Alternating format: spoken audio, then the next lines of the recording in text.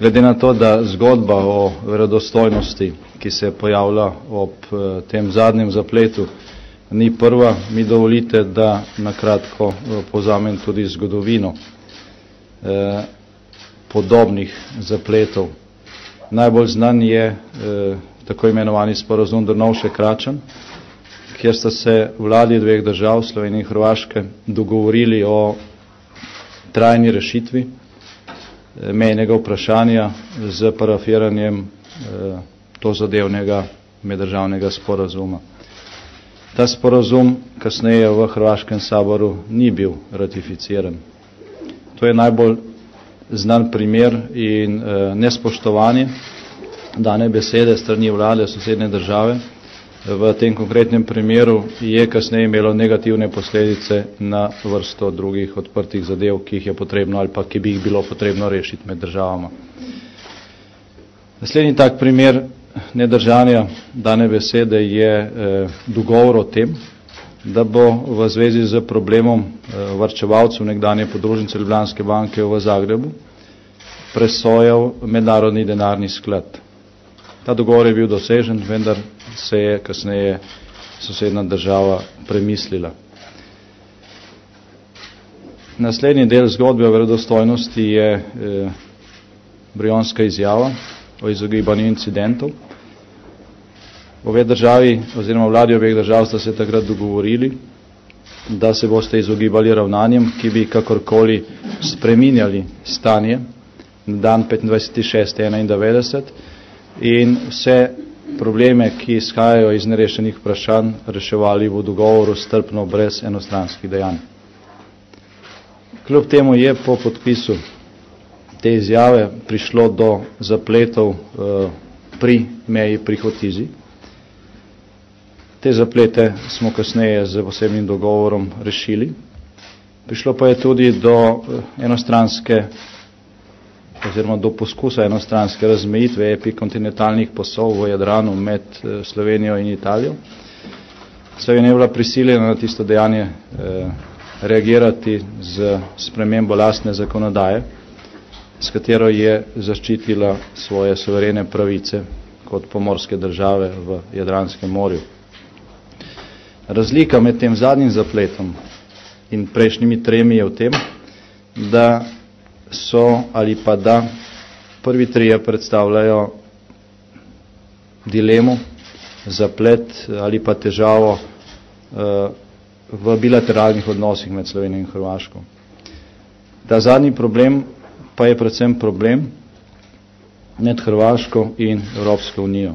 Znotraj Evropske unije sta posebej involvirani dve državi, Slovenija in Italija kot sosednji državi, vendar pa je zaradi tega, ker je ta zaveza, ki je Hrvaška prostovoljno dala junija leta 2004, postala del evropskih dokumentov, ki Hrvaški ni nihče vsiljeval. Je nanje prostovoljno pristala in Svet Evropske unije je decembra lanskega leta, ko je bilo očitno, da bodo zaradi tega vakuma, ki je na Hrvaškem nastal, ker ni še nove vlade in ni formiran nov sabor, nastale težave, ki jih v roku do 1. oziroma do 31. decembra 2007 ne bo možno rešiti.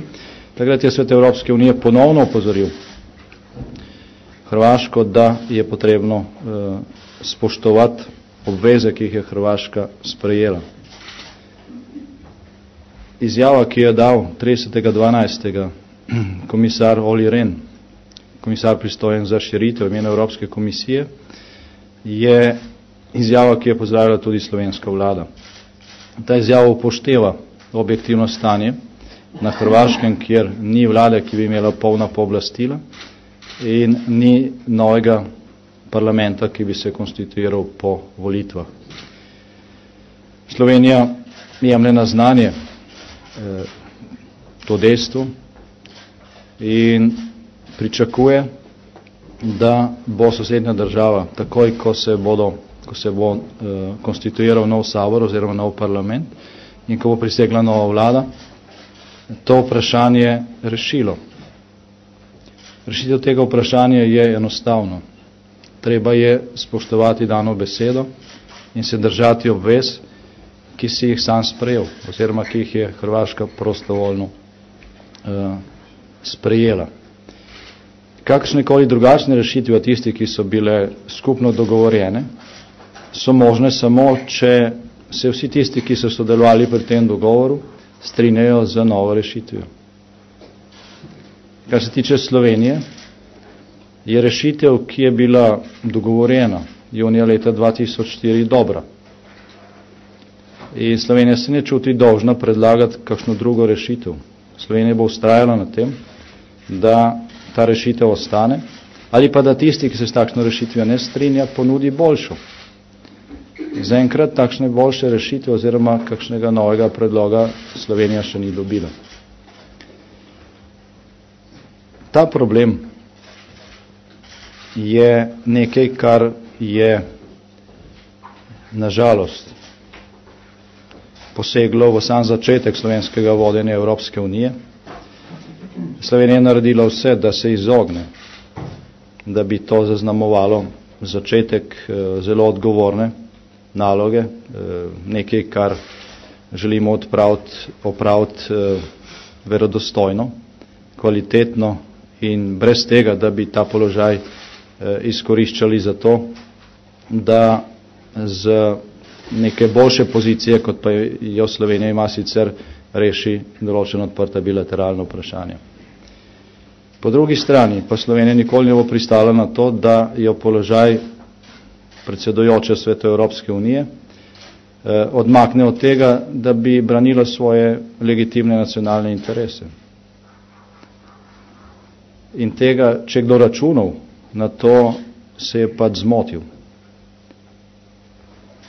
Ta vmesni čas, do katerega smo pripravljeni čakati na bodisi realizacijo dogovora, ki je zdaj tudi del hrvaške evropske predpristopne agende, bodisi na predlog nove rešitve, ki je bila sprejemljiva za vse vpletene strani, ta čas bo potekel zelo kmalu. Gre za nekaj dni in Slovenija ponovno opozarja na to,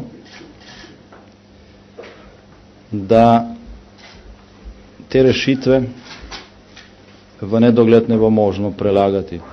Mi smo pravočasno, nekaj mesecev pred iztekom lanskega leta, opozorili, da se čas izteka, da upoštevamo notranje politično stanje, kakršno vsaki državi nastane v času volitev in takoj potem, ko pač država nima vlade z polnimi pooblastili novega parlamenta. Vendar pa to nobene države ne odvezuje od spoštovanja danih mednarodnih obvez. Torej rok za slovensko vlado je enak, kot je rok za Evropsko komisijo. Pričakujemo rešitev takoj, ko bo konstituirana nova vlada in ko bo lahko hrvaški parlament v novi sestavi sprejemal to zadevne odločitve. Kar se tiče oškodovanja tistih, ki so ali pa ki bi lahko bili prizadeti v tej situaciji, ki jo objektivno diktira ta vmesni čas, gre predvsem za nekaj 10 slovenskih ribičev, bo škoda, ki nastaja ali ki bi lahko nastala temu podjetju in ljudem povrnjena. Pričakujemo pa, da bo ta čas, ko se lahko pogovarjamo o tem, da lahko nastane škoda, čim krajši. Ne glede na to, kar sem zdaj dejal, za slovensko vlado, stanje na Jadranskem morju z 1. januarjem leta 2008 v pravnem smislu ni v ničemer spremenjeno. Za nas velja dogovor, ki je bil dosežen in stanje, ki se zdaj skuša vzpostaviti, v ničemer ne posega v suverene pravice, ki jih ima Slovenija v Jadranskem morju in v nobeni točki ne more prejudicirati kakršnekoli končne rešitve ali dogovora o meji na morju med Slovenijo in Hrvaško.